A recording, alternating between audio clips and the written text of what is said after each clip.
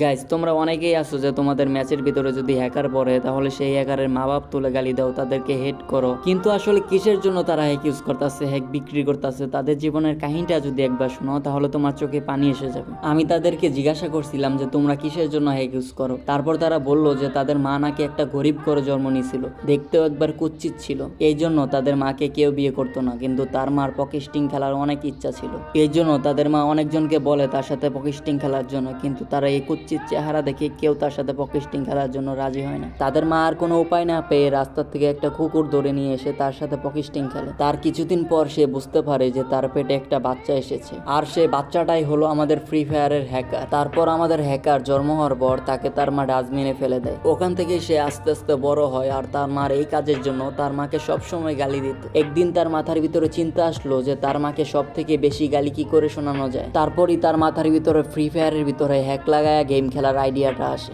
আর তাদের আইডিয়াটা সফলভাবে কাজে লাগে। ঠিক এই জন্য তাদের মা বাপ তুলে গালি দিলে তাদের কোনো যায় আসে না, তারা আরো খুশি হয়।